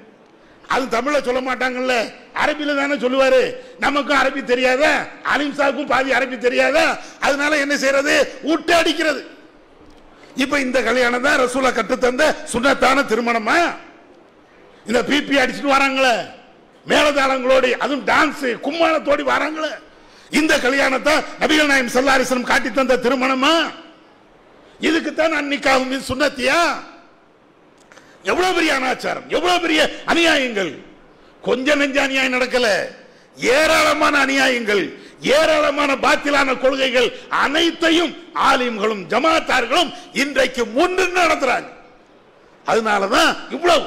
நேற்று ஒரு வீடியோ பார்க்கிறேன், இந்த பகுதியில் இந்த மாவட்டங்களில் நடந்தது. ஒரு ஆளு திருமணம் நடத்துறார். இப்ப நீங்களும் கல்யாணம்னா பண்ணிருப்பீங்க, உங்க ஊர்லயும் பிரம்மாண்டமான கல்யாணம்னா நடக்கும். அந்த கல்யாணத்தில் எவ்வளவு விருந்து போடுவீங்க? ஒரு 1000 பேர், ஒரு 2000 பேர், ஒரு 3000 பேர், இவ்வளவுதான். பிரம்மாண்டமான கல்யாணம், ஊருக்கே விருந்து போட்டாரு அப்படின்னு சொன்னா அந்த கல்யாணத்துடைய விருந்து ஒரு 3000 பேர் 4000 பேர், இவ்வளவுதான். மார்க்கத்தில் இல்ல, இருந்தாலும் மற்றவர்கள் அதை செய்யறாங்க. ஆனா நேத்து ஒரு வீடியோ பார்க்கிறேன், எவ்வளவு இருக்கான்? 25000 பேருக்கு விருந்தான். 1 2 இல்ல, 25000 பேர். 25000 என்னன்னு விளங்குதா உங்களுக்கு? என்னன்னு விளங்குதா? 25000 சொன்னா ஏறத்தாழ பண்டாரவட, ராஜகிரி, இந்த மக்கள் அத்தனை பேருக்கும் சேர்த்து விருந்து. சரிப்பா, என்னப்பா விருந்து போடுறிய? மீன் பொரிச்சு வச்சிருக்கிறோம். எவ்வளவு? அது 1 டன். எது? மீன் மட்டும் 1 டன். 1 கிலோன்னு நினைச்சிடாதீங்க, 1 டன். இறைச்சி, ஆட்டு இறைச்சி அது ஒரு 4 டன் இருக்கும். கோழி இறைச்சி அது ஒரு 3 டன். எல்லாம் டன்னுன்னா என்னன்னு வழங்குதா? 4 கிலோ, 10 கிலோ, 100 கிலோ, 50 கிலோ, அதெல்லாம் ஒரு காலத்தில். கல்யாண வீடு அப்படின்னு கசாப்பு கடைக்கு போவோம். அடுத்த மாசம் கல்யாணப்பா, கறி வேணும், இறைச்சி வேணும், தரணும். எவ்வளோப்பா? ஒரு 50 கிலோ வேணும். 50 கிலோவா அப்படின்னா, 100 கிலோவா அப்படின்னா. இப்ப அப்படி இல்லை. என்னது? டன் கணக்குல. இறைச்சி டன் கணக்கு, கோழி டன் கணக்கு, மாட்டுக்கறி டன் கணக்கு, மீன் டன் கணக்கு, இறால் இருக்குதுல அதுவும் 1 டன். எதுலையும் டன்னுக்கு குறைவே கிடையாது. இது பெருமை. இந்த கல்யாணத்தை எல்லாம் நடத்தி வைக்கிறது யாரு? எல்லாமே இந்த அல்லாஹும் அலி பைனமா கோஷ்டி. ரசூலா காட்டி தந்த திருமணம் அப்படிங்கிறாங்கல்ல, இவங்க தான். சரி, இத்தனை டன்னு கணக்குல சோறு ஆக்குற, பிரியாணி ஆக்குற, விதவிதமா. அதுல நீங்க பாத்தீங்கன்னா ஐஸ்கிரீம் அதுல பல வகை, கூல் ட்ரிங்க்ஸ் அதுல பல வகை, ஃப்ரூட்ஸ் பல வகைகள் அதுல பல வகை, ஒவ்வொன்றையும் விதவிதமா. நீங்க இந்த சைடு போனாச்சுன்னா பிரியாணி சாப்பிடலாம், இங்க போனாச்சுன்னா மீன் சாப்பிடலாம், இங்க போனாச்சுன்னா ஐஸ்கிரீம் சாப்பிடலாம், இங்க போனாச்சுன்னா சாயா குடிக்கலாம், இங்க போனா வடதிங்க, இவ்வளவு இருக்குங்க. அடே, நம்ம ஒரு பெரிய மாலுக்கு போனா அங்க கூட இவ்வளவு கிடைக்காது. பெரிய பெரிய மால் வச்சிருக்கிறாங்களே, அதுல போனா கூட இவ்வளவு கிடைக்காது. ஒரு ஊருக்கு போனா கூட இவ்வளவு சாப்பாடு கிடைக்குமான்னு தெரியல. உங்க ஊர்ல இவ்வளவு கிடைச்சிருமா? இங்க எத்தனை ஹோட்டல் இருக்குதானே செய்து இவ்வளவு சாப்பாடு ஒரு ஊர்ல கிடைக்குமா? இறால் பிரியாணி, மீன் பிரியாணி, மட்டன் பிரியாணி, சிக்கன் பிரியாணி, மீன் பொரிப்பு, சிக்கன் 65 தனி, கபாபு தனி, எல்லாம் எங்க கிடைக்கும்? இப்படி சொர்க்கத்தில் கிடைக்கும். அது அல்லாஹ் சொல்லிட்டான், உலக்கும் மாத்தஸ்தஹி அன்ஃபுசுக்கும், நீங்க விரும்பியது எல்லாம் அங்க கிடைக்கும். அது மாதிரி வராது, ஒரு பேச்சுக்கு சொல்றேன். அப்ப இவ்வளவு சாப்பாடும் கொண்டு வந்து, சரி கடைசி என்ன ஆகி போச்சு? அவ்வளவு மக்கள் வந்தாங்களா? எவ்வளவு மக்களுமே வரட்டுமுங்க, நம்ம வயிற்றுக்கு எவ்வளவு தகுமோ அதுதானே சாப்பிடுவீங்க. இங்க 1 கிலோ சிக்கன், இங்க 1 கிலோ மட்டன், இங்க 1 கிலோ இறாலு, இங்க 1 கிலோ பழம், இங்க இவ்வளவு நீங்க திங்க முடியுமா? ஆசைக்கு சாப்பிட்டாலும், பேராசைப்பட்டு சாப்பிட்டாலும், இதுல 2 பீஸ், அதுல 2 பீஸ், இதுல அவ்வளவுதானே. ஒரு மனுஷன் எவ்வளவு சாப்பிட முடியும்? எவ்வளவு சாப்பிட முடியும் நீங்க நினைக்கிறீங்க? கடைசி என்ன ஆகும்?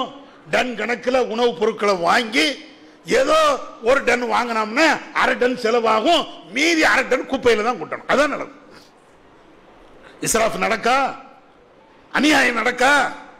அல்லாஹ் தானே சொல்றான், இன்னல் முபத்திரீன கானு இஹ்வானு ஷயாத்தீன்.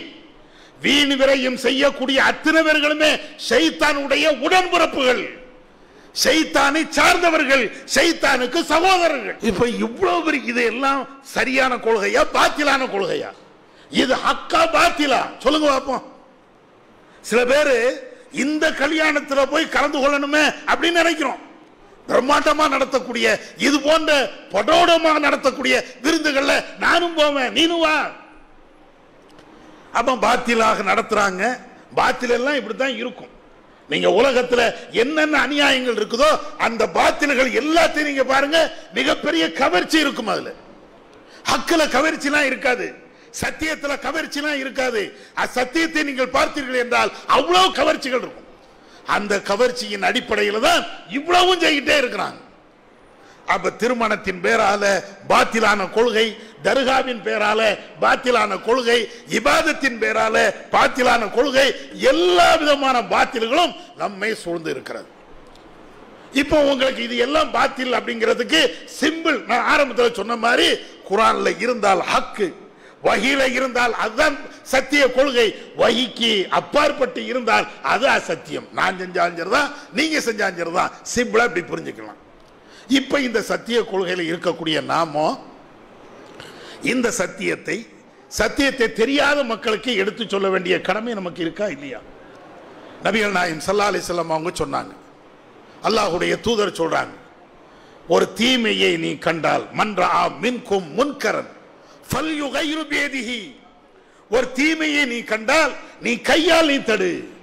ஃபஇல்லம் யஸ்ததி, கையால தடுக்க முடியவில்லை என்றால் ஃபபிலிசானிஹி, உன் நாவால் தடு.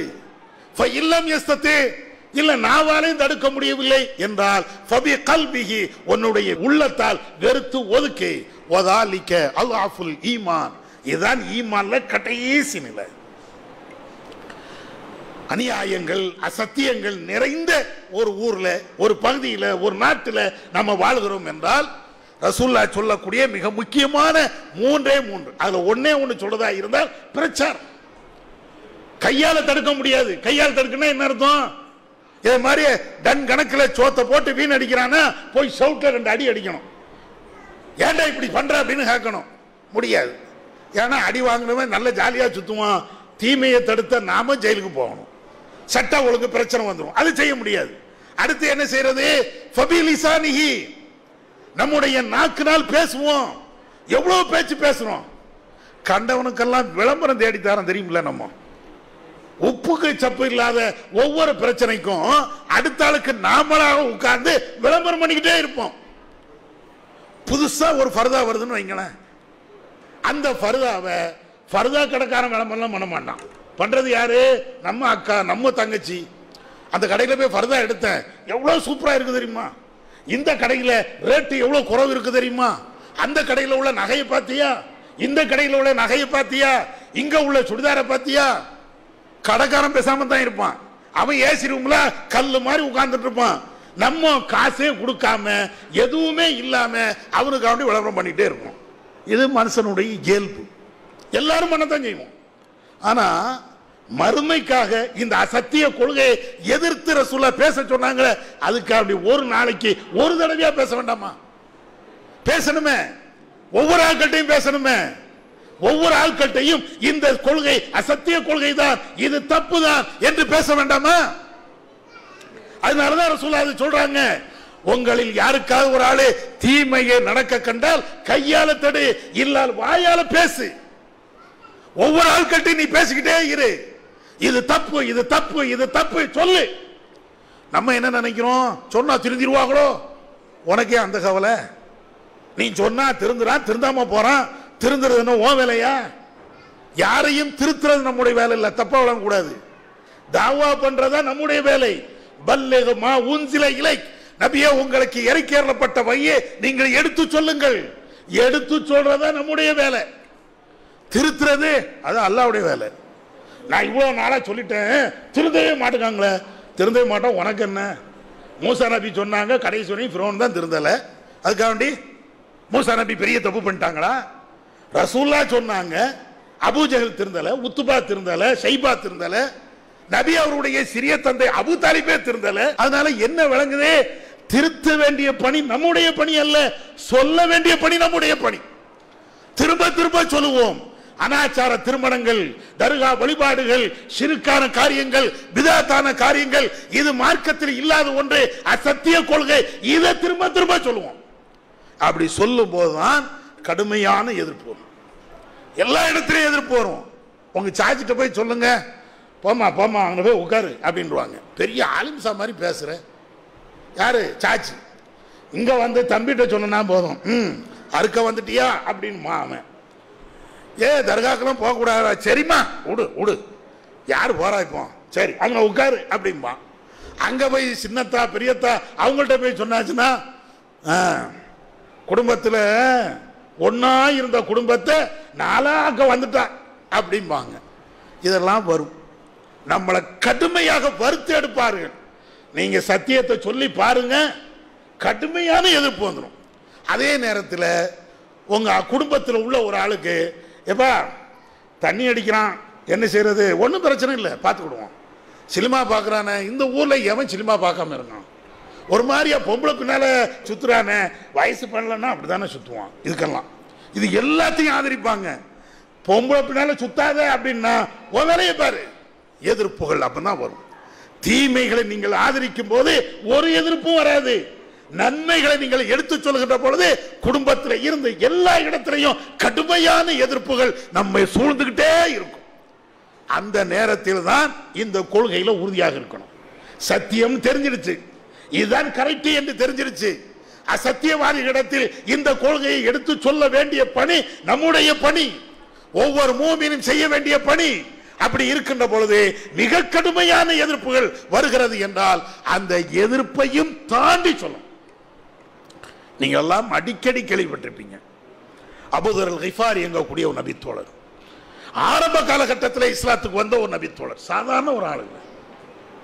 எப்படி அவர் இஸ்லாத்துக்கு வந்த வரலாறு இன்னைக்கும் புகாரி, முஸ்லீம் போன்ற நூற்கள்ல பதிவு செய்யப்பட்டிருக்கிறது. எடுத்து படிச்சு பாருங்க. அவருடைய சகோதரர் உனைஸ் அப்படிம்பாங்க. ரெண்டு பேருமே பெரிய அறிவாளிகள், சாதாரண அறிவாளி இல்ல, எதை சொன்னாலும் கேள்விதான் கேட்பாங்க. பெரிய அறிவாளி ரெண்டு பேருமே. உனைஸ் பெரிய கவிஞராகவும் இருந்தார். ஒரு முறை மக்காவுக்கு வருகிறார். வந்து அங்க கவிஞருக்காக வேண்டி போட்டியெல்லாம் நடக்கிறது. அந்த போட்டியில கவிஞர்கள் இவர் வந்து ஜெயிக்கவும் செஞ்சு பெரிய ஒட்டக கூட்டத்தையே பரிசாலாம் வாங்குறார். அப்ப இன்னொரு முறை மக்காவுக்கு வரும்போது முகமது என்ற ஒரு ஆள் பிரச்சாரம் பண்றாரு. அவருடைய பிரச்சாரத்தை இந்த உனைஸ் கேட்கிறார். கேட்டாச்சுன்னா என்னடா இது வித்தியாசமா இருக்குது. அவர் ஆயத்துக்களை ஓதுகிறார், அது கவிதையாக இல்லை.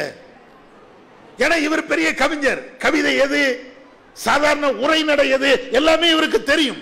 ஆனா முகமது நபி வசனங்களை, குர்ஆன் வசனங்களை ஓதுகிறார், அது கவிதையாக இல்லை, உரைநடையாகவும் இல்லை, வித்தியாசமா இருக்குது. இதையெல்லாம் கேட்டுட்டு அபூதர்கிட்ட போய் தன்னுடைய சகோதரர்கிட்ட போய் சொல்றாரு, அண்ணா இந்த மாதிரி மக்காவுக்கு போன முகமது ஒரு ஆள் இருக்கிறாரு, அவர் பேசுறதெல்லாம் வித்தியாசமா இருக்கிறது. ஆனால் அந்த ஊருக்காரங்க எல்லாம் முகமதை கடுமையாக எதுக்குறாங்க. அப்படியோ, அப்ப நான் போய் பார்க்கிறேன். அபூதர் அல்-கிஃபாரி வாராங்க, மக்காவில் வந்து தங்குறாங்க. ஏறத்தாழ 30 நாட்கள், 1-2 நாள் இல்லை, 30 நாட்கள் அவங்க கொண்டு வந்த உணவு எல்லாமே காலியாக போய் விட்டது.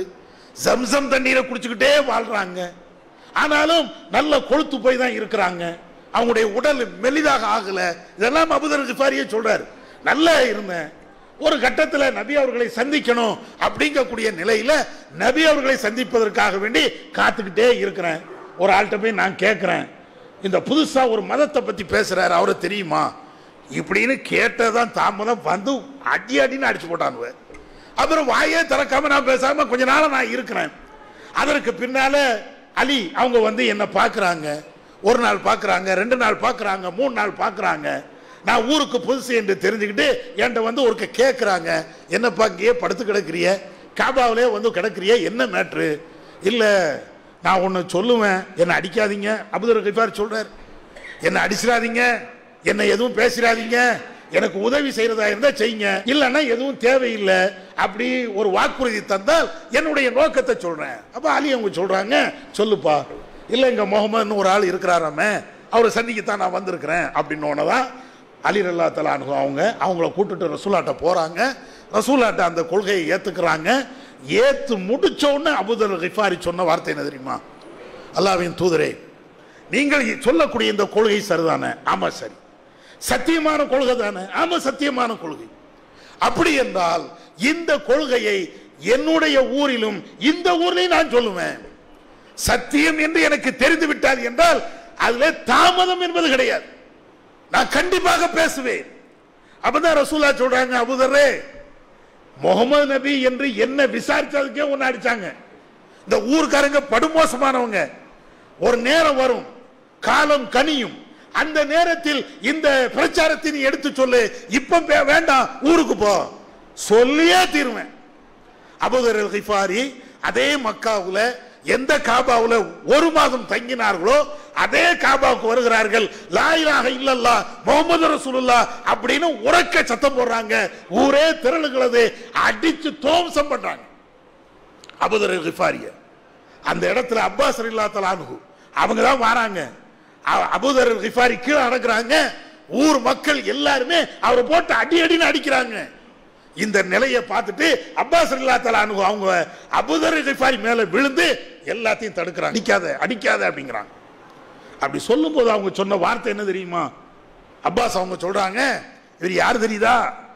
யாரை போட்டு நீங்க அடிக்கிறீங்க உங்களுக்கு புரியுதா? கிஃபாரி கோத்திரத்தை சார்ந்த ஒரு ஆளை நீங்க அடிக்கிறீங்க. நாளைக்கு சிரியாவுக்கு நம்ம வியாபாரத்துக்கு போறதா இருந்தால் இவங்களுடைய குடும்பத்தார்களை தாண்டித்தான் நம்ம போகணும். வெளுத்து போடுவான், வெளுத்து அவருக்கு ஏதாவது ஆயிடுச்சுன்னா அப்படிங்கிறார். உடனே கொஞ்சம் தூரம் விலகி போயிடுறாங்க. பேசாம படுத்து கிடக்கிறாரு. யாரு? அபூதர் கிஃபாரி. உடலை அதுக்கப்புறம் அடுத்த நாள் மீண்டும் கொஞ்சம் உற்சாகம் வந்த உடனே, உடம்புக்கு தெம்பு வந்த உடனே மீண்டும் பேசுகிறார். அல்லாஹ் ஒருவன் தான் கடவுள், வேற யாரும் கடவுள் இல்லை அப்படின்னு கடுமையா பேசுகிறார். அடி திரும்பவும் அப்பாஸ் வந்து காப்பாத்துறாரு. மீண்டும் மூன்றாம் நாளும் இதே அடி, இதே மாதிரி அப்பாஸ் அவங்க வந்து காப்பாத்துறாங்க. கடைசியாக இங்கேயும் பேசிட்டு முஸ்லிம்ல வரும், இவர் ஊருக்கு போயிடுறாரு. ஊருக்கு போனதற்கு பின்னாடி அந்த கிஃபாரி கோத்திரத்தை சார்ந்த ஏறத்தாழ பகுதிக்கும் மேற்பட்ட குடும்பத்தார்கள் இஸ்லாத்துக்கு வந்தாங்க. இவர் செய்த அந்த பிரச்சாரம், இவர் தாங்கிக் கொண்ட அந்த கஷ்ட நஷ்டங்கள், எவ்வளவு சத்தியத்தை சொன்னாலும் எதிர்ப்பு வருமே, அனைத்தையும் துச்சமாக கருதியதுனால அவ்வளவு பேர் இஸ்லாத்துக்கு வந்தாங்க. வரலாறை கேட்கக்கூடிய நாமோ, சத்தியம் எது அசத்தியம் எது என்று தெரிந்து கொள்ளக்கூடிய நாமோ இந்த கொள்கையை சொல்ல வேண்டாமா? அபூதர் கிஃபாரி மாதிரி இருக்கணும்னு அவசியம் இல்லை. குறைஞ்சபட்சம் ஒரு மூமினாக, ஈமான் உள்ள ஒரு நல்லடியாராக நாம வாழ வேண்டாமா? வாழ்வதாக இருந்தால் இந்த கொள்கையை எல்லா இடத்திலும் சொல்லணும். தர்கா வழிபாடுகள் கூடி இருக்கக்கூடிய இந்த நேரத்தில் அதை எதிர்த்து பிரச்சாரம், ஷிர்க்குகளும் அனாச்சாரங்களும் பிதாத்துகளும் கூடிக்கொண்டே இருக்கக்கூடிய இந்த நேரத்தில் ஒவ்வொரு இடத்திலும் பிரச்சாரம். நம்முடைய குடும்பத்திலே இருந்து ஆரம்பிப்போம். நம்முடைய தாய், நம்முடைய சகோதரி, நம்முடைய அண்ணன், நம்முடைய மாமா, நம்முடைய மச்சான், நம்முடைய அண்டை வீட்டுக்காரர்கள், இவங்கள்ட்ட இருந்து ஆரம்பிப்போம். இந்த கொள்கையை சொல்வதன் மூலமாக எவ்வளவு பெரிய துன்பங்கள் வந்தாலும், எவ்வளவு பெரிய சங்கடங்கள் வந்தாலும் அனைத்தையும் இறைவனுக்காக பொறுத்துக் கொள்வோம். இறைவன் மகத்தான ஒரு அருளை மறுமையில நம்மளுக்கு தருவான். இதற்கு பகரமாக ஜன்னத்துல் ஃபிர்தௌஸ் என்ற சொர்க்கத்தை தருவான். எனவே சத்தியத்தை தெரிந்த நாம் இந்த அசத்தியவாதிகளுக்கு எதிராக நம்முடைய குரலை உயர்த்துவோம். சத்தியத்தை இந்த மக்களுக்கு மத்தியில் சொல்வோம். எந்த விதமான தயவுதாட்சணை இல்லாமல் சத்தியத்தை போட்டு உடைப்போம். வல்லா அல்லாஹ் நமக்கு அருள் செய்வானாக. வாஹிர்தவானா அல்ஹம்துலில்லாஹி ரப்பில் ஆலமீன். இஸ்லாம் மற்றும் சமுதாய செய்திகளை அறிந்து கொள்ள தமிழ்நாடு தௌஹீத் ஜமாஅத் யூடியூப் பக்கத்தை உடனடியாக சப்ஸ்கிரைப் செய்து கொள்ளுங்கள்.